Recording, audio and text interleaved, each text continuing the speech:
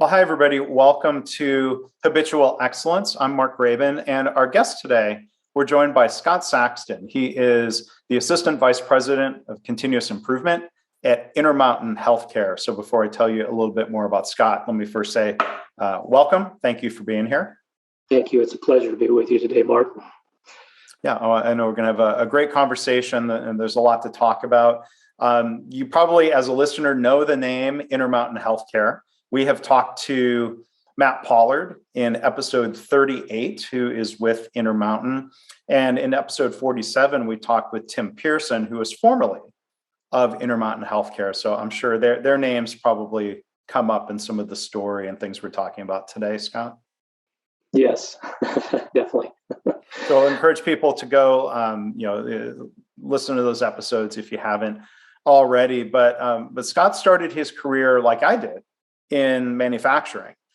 He was at a really outstanding company. I had a chance to visit once with the healthcare group. I would say they are a lean exemplar. They are Autoliv. They're an airbag supplier to many companies, manufacturer and supplier. And then Scott had the opportunity, again, like I did, to start working in healthcare, but on the inside there at Intermountain Healthcare. So Scott, first off, in terms of background, how would you summarize the things that you learned working at Autoliv for 20 years, things that ended up being relevant to the work you're doing in healthcare?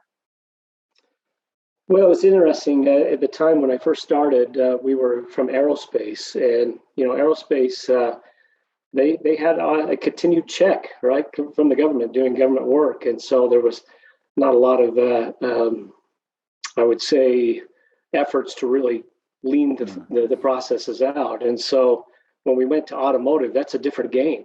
Yeah, that's a tough business, and you have to really cut your costs to be marketable, and to be able to continue with your customers. And so we were very fortunate at the time. And I was thinking, in my reflection today, why am I sitting in this chair right now talking to you, in healthcare? One individual that really kind of got the ball started was Tom Hartman with catalysis. And he had a conversation with Toyota where they said, you're just not going to make it as a supplier. Your costs are too high, your quality's not very good, and your delivery's terrible. And his wisdom said, would you teach us? Would you help us?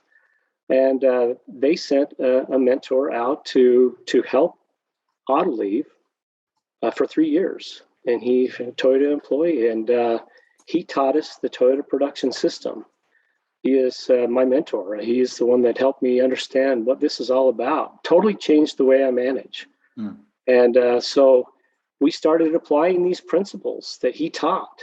He never told us what to do. He only taught us in the principles of what continuous improvement and lean and engagement and trust and all those things that really get a good culture going in an organization. And that's what he taught us.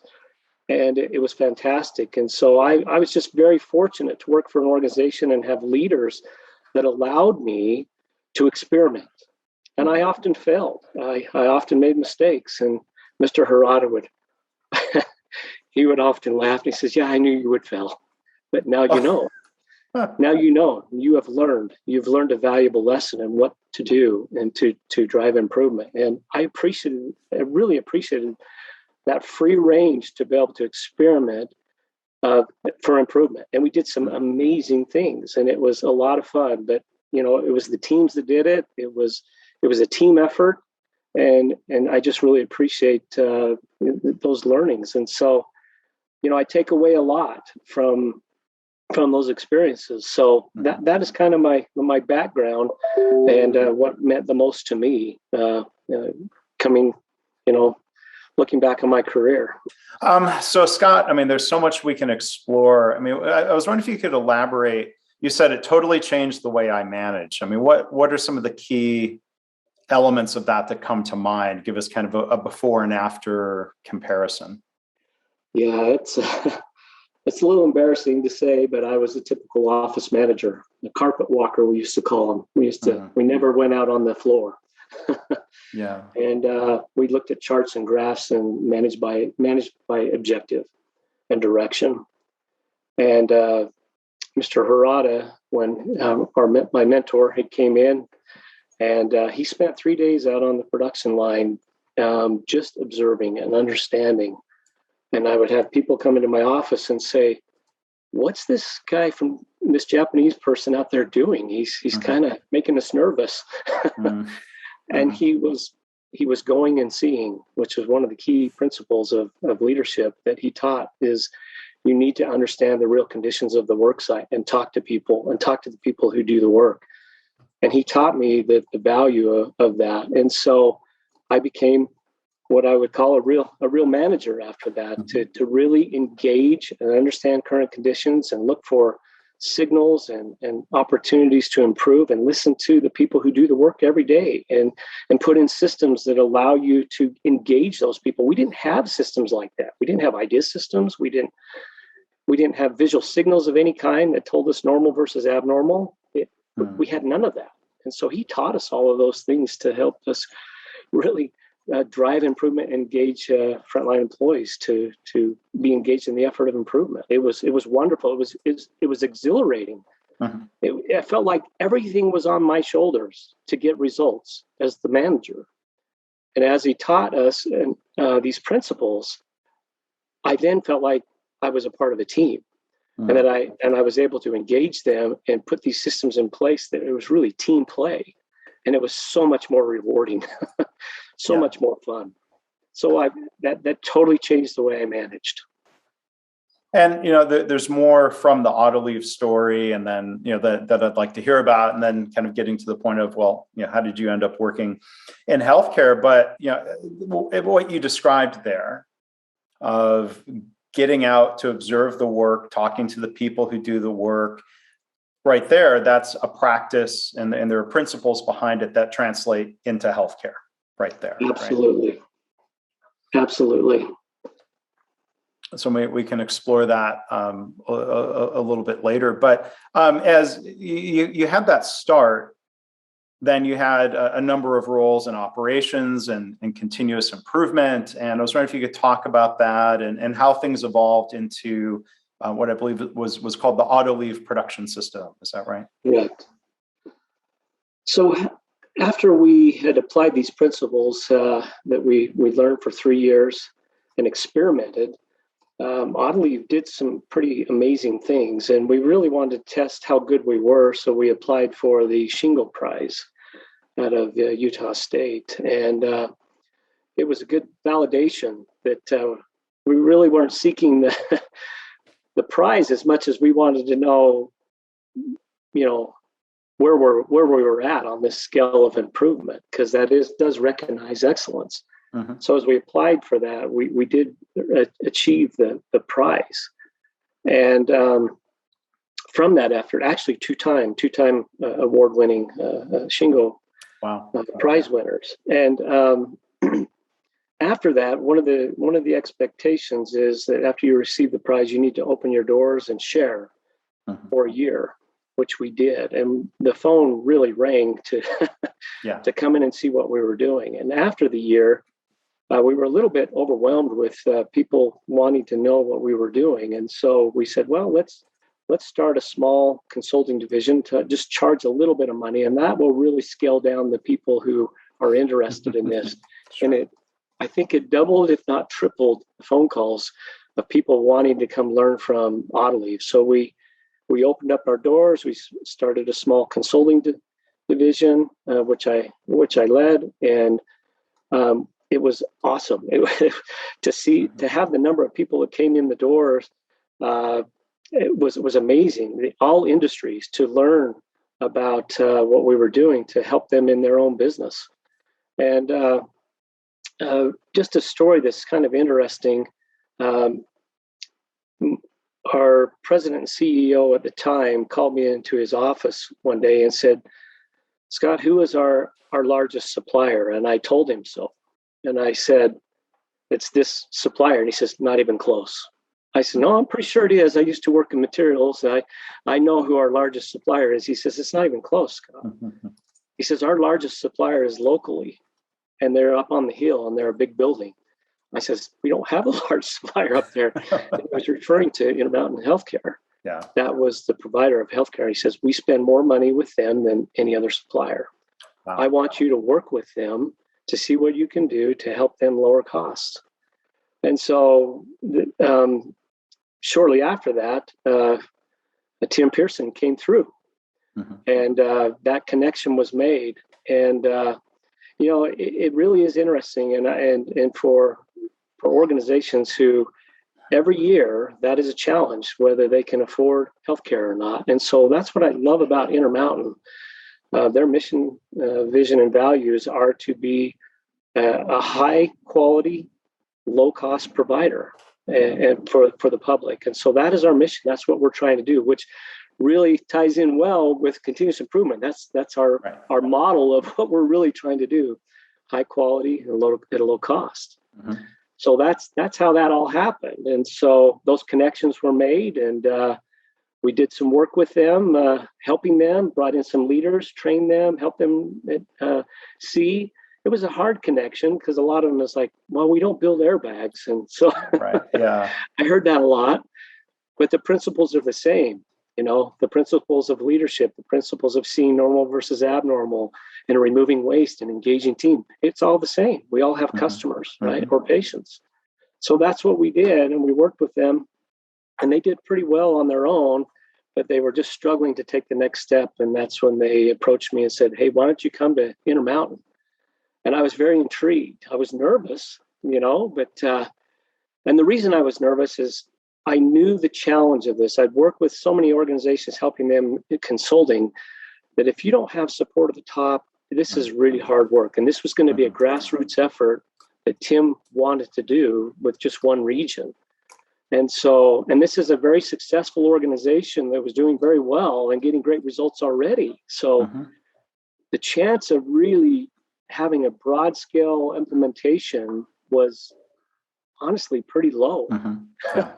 And I was nervous about that, but we went ahead with it, and we started it and went to work. And so that's the beginning of what happened in our efforts. Yeah. So going back to that, cost was on the radar for Autoliv's CEO, but as you've mentioned, both in Toyota needing better performance from Autoliv, they were talking about quality and cost and delivery. Did some of your initial discussions also bring up the opportunity, as you said, where cost and quality can go together? Helping Intermountain reduce cost was also going to impact quality. What were I'm curious, some of your first recollections of really seeing those connections now in a different context in healthcare? Yeah, it was a totally different environment. And it was challenging for me, quite honestly. It was a steep learning curve. Understanding their systems and the way they operate. And the challenge in healthcare is almost everything that we do is a human process. So in manufacturing, it was so much easier to airproof through computers and programming and tooling and gauges and all those different things. It's very hard in healthcare because we have human processes, and the variation in the human body alone on how we treat people is a challenge of itself. So that was a hard lesson for me and learning, but the principles are still the same. I remember having cost discussions with physicians and leaders, and that was kind of a taboo in the beginning. It was like, we don't care about cost. We don't only care about taking care of the patient and getting them a good outcome. And so those are difficult conversations. But then we started tying in the quality aspect, that when we have great quality, then we're doing all the right thing for the patients. And that's where we link to our leaders and our physicians, that when we really provide good quality and good service, then the outcome of that is really good outcomes financially and lower costs for our community. So that was our focus. That was our tie, that we were able to do that. Now, I will say, I really appreciate the leadership of Intermountain now, Mark Harrison and the executive leadership team. They talk about cost always in our senior leader meetings, that they we need to really focus on reducing cost. So I really appreciate that, and it's part of our mission. Yeah. So wanted to go back to, I think there's a couple dots we can connect. So I think there's an interesting parallel. When you go into healthcare and people point out factually true statements that a hospital is not a factory. Yeah, fair enough. Patients are not cars. True. There was a similar dynamic maybe where, Toyota, as they did more than assembly, but they're, as the OEM, as the final producer, their processes are different than a specialized supplier that's making airbags like Autoliv. So how did they find parallels? If people said, look, airbags are more complicated than assembling cars or something like that, how did you find parallels? It sounds like the path to coming together was really through principles, as you've stated. Can you tell us more about that, though? Sure. Would you like me to refer to Autoliv or to Intermountain? Well, I think first the connection between Toyota and Autoliv, and then we can talk about the connection between Intermountain and Autoliv. Like, how did the Toyota people, were they trying to turn you into Toyota, or were they just trying to help Autoliv? Yeah, their focus was to make us a great supplier. Mm-hmm. And they said, when we asked them for help, when Tom asked them for help, they came out and observed, and they said, boy, you have a lot to learn, but we love your heart, which they referred to, meaning that you have a young, energetic leadership team that's very engaged, and they want to do the right thing. And so that was a parallel. And so what benefited Toyota, which I love in their philosophy, is we're only as good as our suppliers. Mm-hmm. And so they truly mentored us into becoming a world-class supplier. And that was what their focus. And we at Autoliv, and they're still doing that today, where they work with their supply base to ensure that they're doing what they can to help them and progress and learn, so they can pass on good quality and cost savings as well. Mm-hmm. So, Scott, one thing I remember being really impressed by, I was impressed by a lot when I had the chance to visit the Autoliv plant, but one thing that really stood out and was very visible, and there was a lot of focus on engaging everybody in small continuous improvements. And I forget the exact number. I don't know if you know the exact number, but the number of ideas per employee per year was it was an eye-popping number. Yeah, I believe our highest was in the low 90s. Wow. Per person per year, average. Per person per year. Yeah, and it was great incentive. It was part of the culture around that. I remember when we would have our employee meetings, we would give recognition with teams that would meet certain criteria in performance, and they could get jackets and chairs and blankets and things like that, which was a good incentive and fun for our employees. We say, why do we do Kaizens or ideas for improvement? And they say, someone would say, to get the jacket. They say, okay, we need to do some training here. No, it's so we can exist continually. Mm-hmm. We need your ideas. You are the experts in what you do. You see the problems every day. You see the opportunity, the waste opportunity to remove and quality. And so we celebrated these ideas, and we would take the best ideas and put their picture and story up on the wall and post it up on that big blue wall. As people walked into the cafeteria, they could see their picture up there. And it was really neat. One of the most rewarding things I did as a leader, we would open up to family and friends, Autoliv, to come in and tour the facility, and to hear an employee walk by and see one of their children say, hey, that's you, Dad, or that's you, Mom. Why is your picture up there? Yeah, it was pretty special to be recognized at that level, and it really was a unique part of our culture of engagement. We had an amazing culture that and got tremendous results because of that. Mm-hmm. And so bringing the conversation back to Intermountain.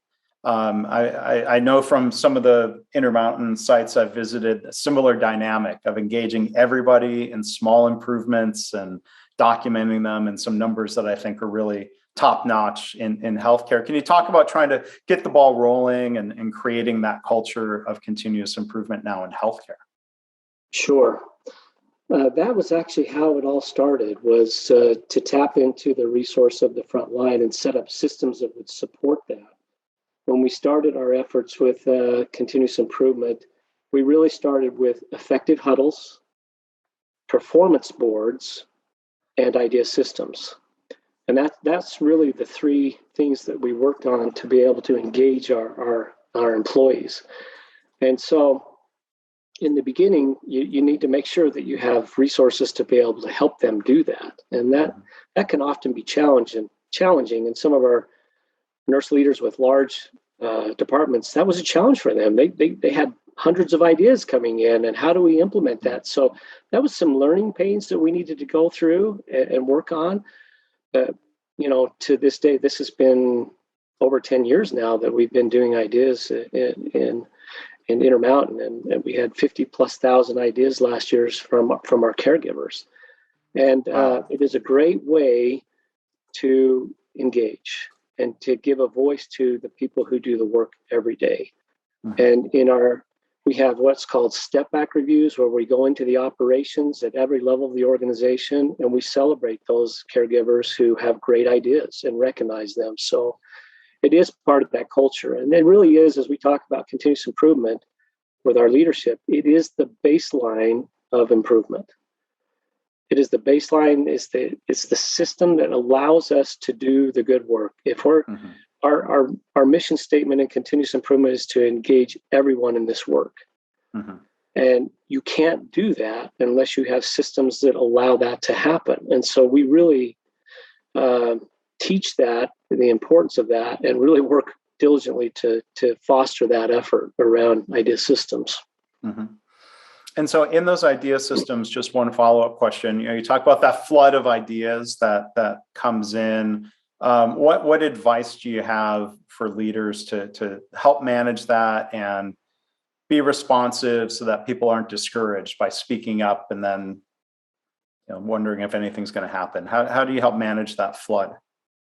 Yeah, that is a really good question, and I could probably spend the rest of the podcast just talking about that, of all the things I've learned through my career of what to do and what not to do, because I've been engaged in this for over 20 years with idea systems. And there's some recommendations that are really key. If you're probably the simplest fact is, if you're going to ask ideas from your employees, you better follow up. Yeah. There's nothing worse than asking employees to put an idea up on the board or make it visual and turn it in, and nobody responds to it. You will disengage them completely. Yeah. And you have to respect their ideas and have good systems in place. I really like idea systems where there's timing involved with that. So as it goes through the idea system, if it's not implemented, then it reaches an escalation point to the leader to respond to that and help and support that individual to make sure that they're doing it.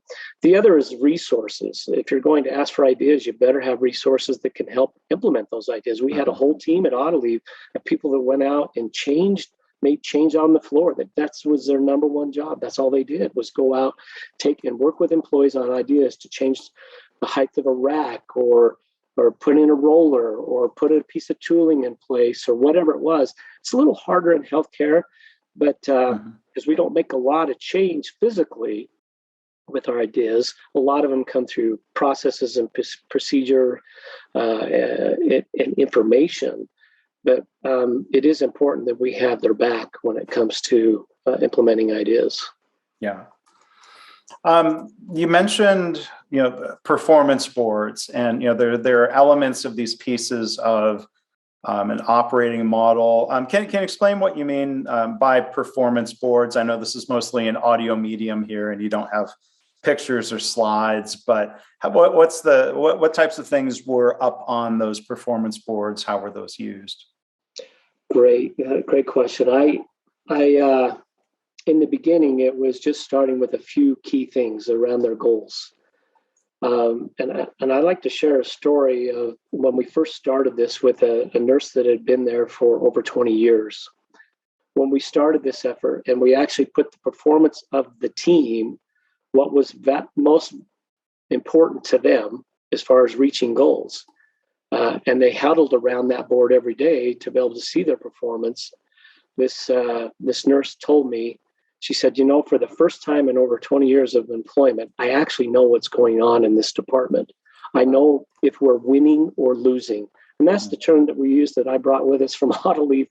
That's what we use. I said, that's one of my favorite questions to ask today is I go into a group and say, are we winning today? Or are we losing? And do we know that? If we don't know that, we need to engage the team around that. And so you can't engage a team around winning if they don't know what winning is. Mm-hmm. And so that's what we really focused on is we put those key metrics up on the board and they huddled around that and said, we're not winning here. We're not doing well in quality. We're not doing well in safety. And this is our frontline goal for our team. What can we do about it? That's the most important thing. The people who do the work, that's where your idea systems come in. You can see a gap. And then the team says, well, I have an idea for that. We make this mistake every day. Well, then let's fix it. Let's put in an idea and let's get the team around it and engage it and do it. So it's really exhilarating when you do that. And it's fun for the teams to have success and see that needle move from a red to a green. It's very powerful when you can do that as a team. So what I hear you saying is then there are connections between the ideas and performance. These are not just random ideas for whatever, it becomes a more integrated discussion. Absolutely. I mean, we don't want to dismiss those random ideas. Those are good. You're walking down the hall and you see something and it's like, hey, that's a trip hazard. Let's remove that. Or what. We want that. We want that in our culture. Right. But it's most powerful when you can have a performance board when a team is not winning and you foster their ideas around what is it going to take? And then you engage the leadership in this in what we refer to as a return to green plan that engages the team, leading measures and metrics and data that support what's our action plan, implementing these ideas and supporting them to go forward to make a difference. And so this is what we're trying to do. That's, again, you can see why I say that the ideas are fundamental in this whole effort. They're the baseline of improvement. They really are. So you've described really well the idea system, the performance boards, teams huddling around the boards. But then there is a time where some problems or challenges or things get escalated. So can you talk about how that evolved from team huddles to tiered huddles? Can you talk about that? Sure. One of the things that we did at Autoliv is daily tiered escalation huddles.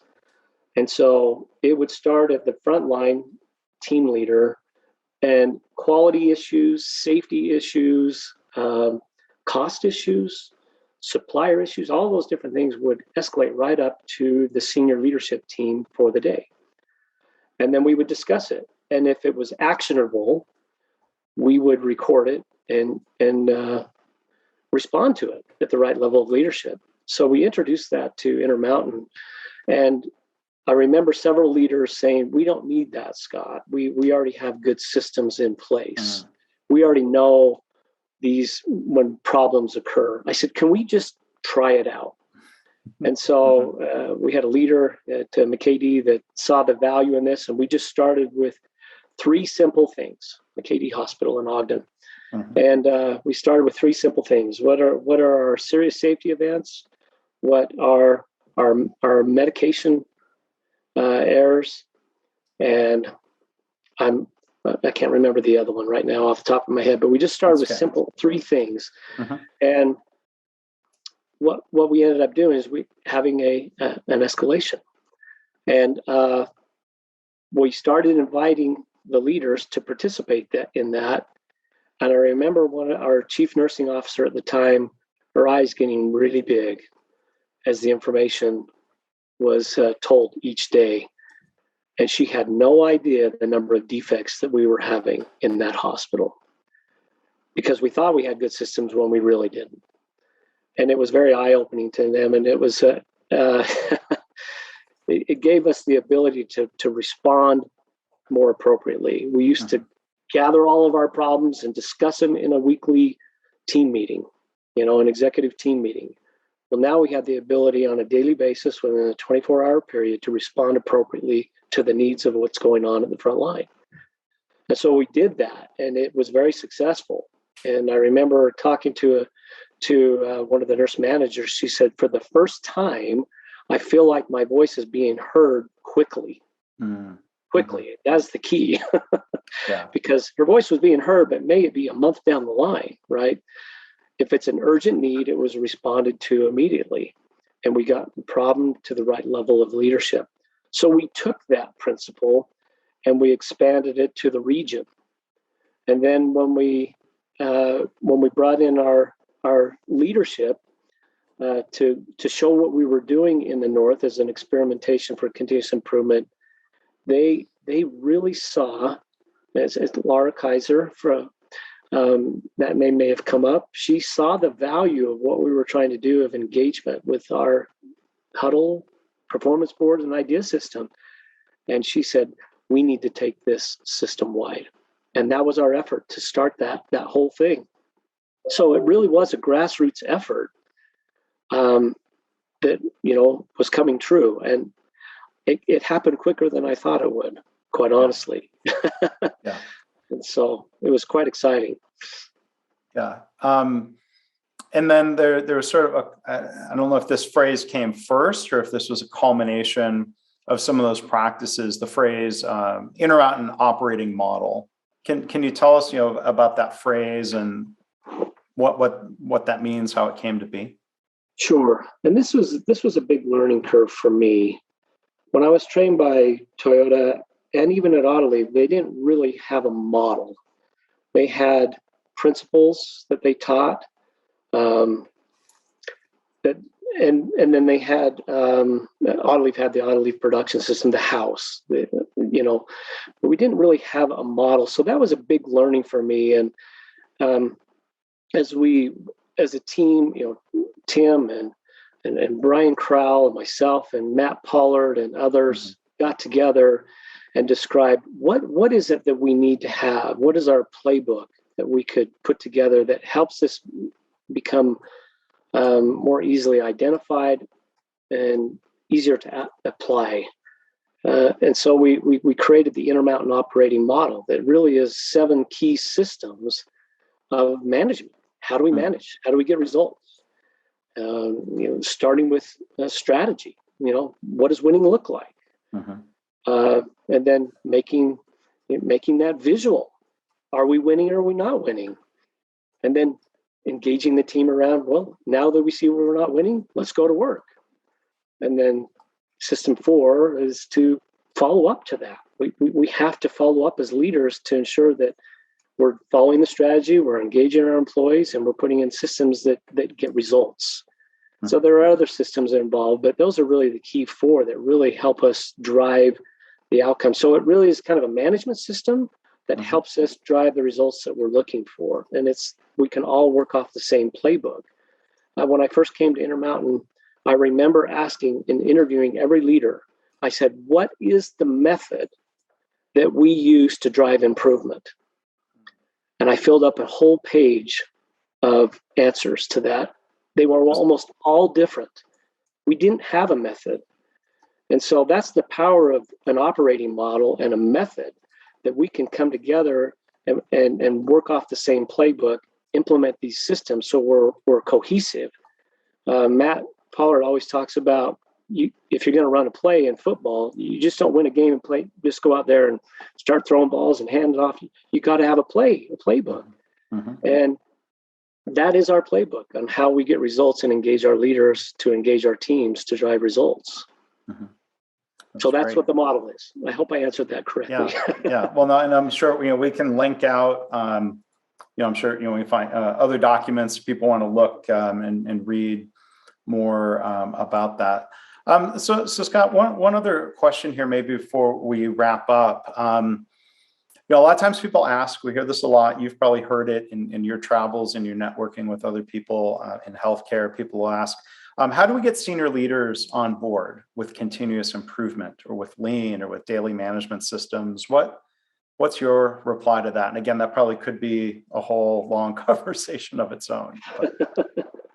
I've never heard that question before. No, I'm kidding, because I don't know. I wish I had $1 every time I've been asked that question, because it is so relevant. Especially when I was at Autoliv running our consulting division, that came up with every group, and it's still relevant today. And I knew that going into Intermountain.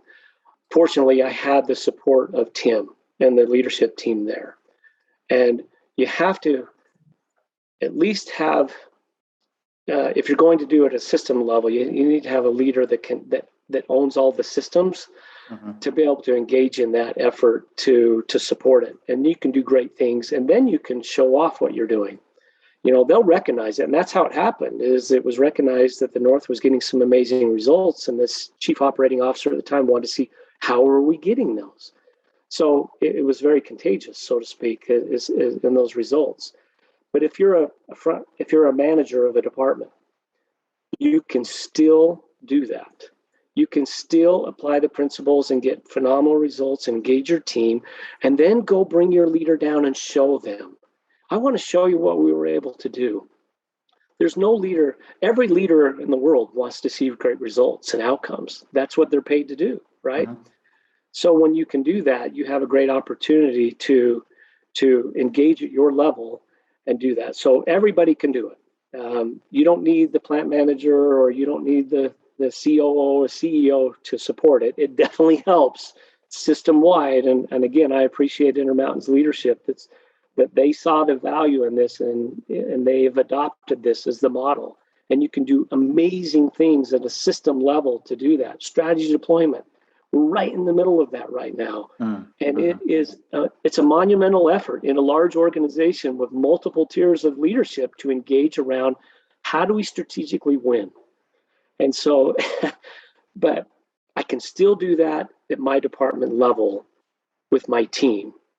But I just encourage you to share those winnings with your leader, and that might spark a light, spark an effort in them to support it and go forward. So that's what I would say is your best chance. Yeah, I think that's good advice, because on one level, they may see good results and say, well, hooray, I want more good results. And then there's a level of, well, help me understand, how are you getting those better results? What's different? And that leads to a conversation, as you explained, of doing things in one region to then there being the energy to bring it system-wide, right? Yeah, it's a great opportunity also to show your roadblocks. Hey, we've been able to get this success, but this is a roadblock in our path where I need your help as a leader.